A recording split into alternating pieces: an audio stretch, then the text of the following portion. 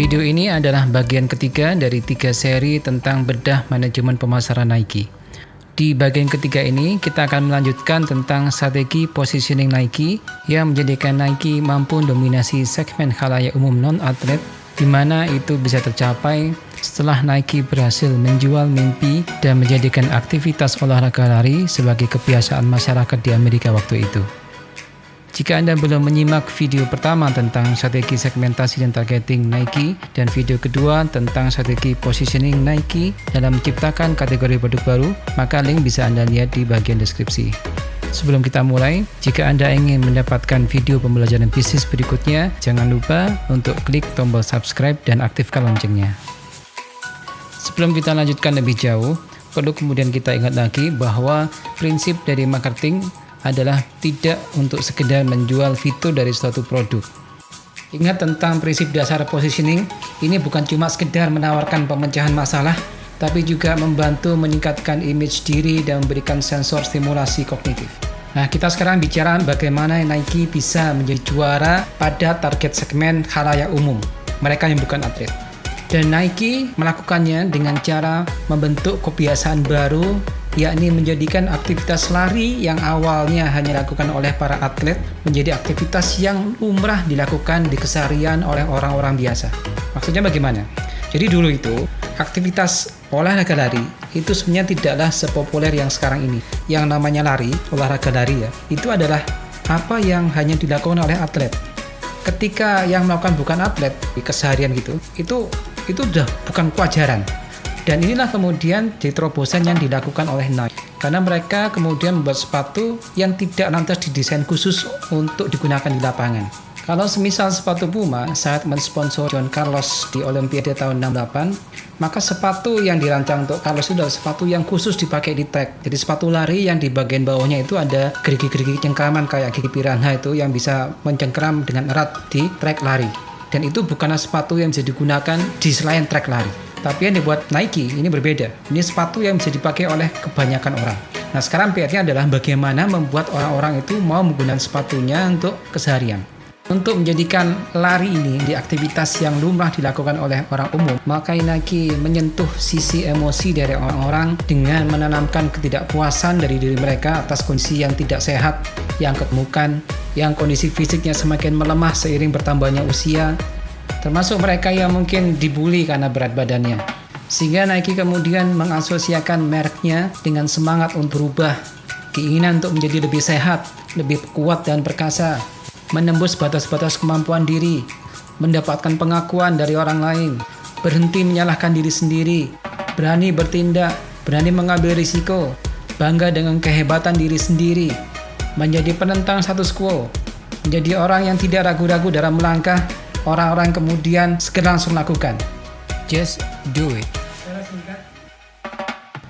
Secara singkat, Nike menawarkan suatu mimpi kepada para target konsumennya. Dan mereka bahkan punya iklan yang temakan bermimpilah bersama kami.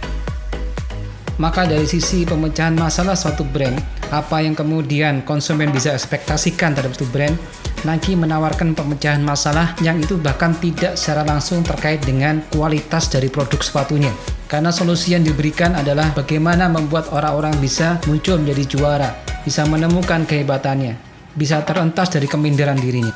Semuanya adalah aspek yang tidak terkait dengan produknya itu sendiri.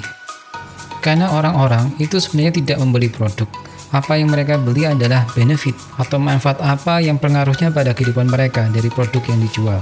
Ketika Steve Jobs memperkenalkan iPod, dia tidak melihatnya ini sebagai sebuah music player. Dia melihatnya sebagai alat untuk mengisi ruang dalam kehidupan seseorang. Pada dasarnya, target PD kita itu tidaklah peduli dengan perusahaan kita atau produk yang kita punya. Apa yang mereka pedulikan adalah diri mereka sendiri, impian-impian mereka, apa yang jadi goal dan tujuan mereka.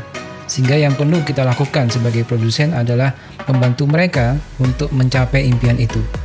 Dan bahkan lebih dari itu, kita juga bisa menjual mimpi kepada mereka. Apa-apa yang bisa menjadi target capaian bagi target konsumen kita. Dan inilah yang Nike lakukan. Dia memberikan impian bahwa setiap orang itu bisa punya kehidupan yang sehat dan lebih berkualitas, lebih aktif dan lebih berdaya.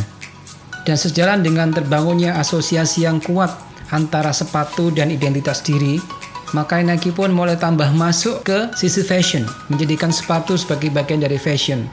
Dan inilah yang kemudian menjadikan sepatu Nike banyak dicari, dikoleksi, dibicarakan, dan diresapi sebagai bagian dari seni. Saat ini Nike telah menjelma sebagai sepatu fashion yang membawa prestise bagi pemakainya.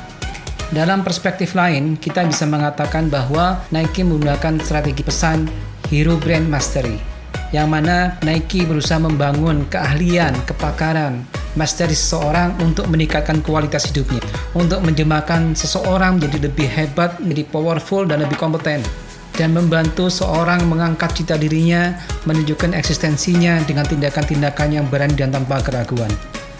Maka tipe brand sebagaimana yang dijalani Nike ini cocok bagi usaha yang memiliki karakteristik yang bisa membantu konsumen untuk melebihi batas-batas dirinya, yang di sana ada inovasi atau temuan yang punya dampak luar biasa.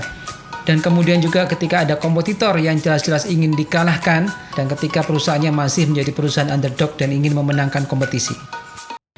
Jadi inilah yang dilakukan oleh Nike hingga mampu merajai segmen khalayak non-atlet, baik untuk produk sepatu maupun perlengkapan dan busana olahraga. Apa yang Nike jual sesungguhnya bukanlah produk, melainkan mimpi dan idealisme yang disepakati sebagai target yang sepatutnya dikejar dan diraih. Apa yang Nike sentuh di sini bukanlah aspek fikir atau kognitif dari target segmennya, melainkan sisi emosi mereka. Nike di sini menggunakan strategi Hero Brand Mastery yang cocok bagi produk atau layanan yang berpotensi membantu konsumen bergerak melampaui batas-batas dirinya. Semoga Anda mendapat inspirasi dari video ini. Jangan ragu untuk memberi like jika Anda rasa video ini bermanfaat, dan silahkan subscribe, share, dan aktifkan tanda loncengnya. Sampai bertemu di video inspirasi bisnis berikutnya.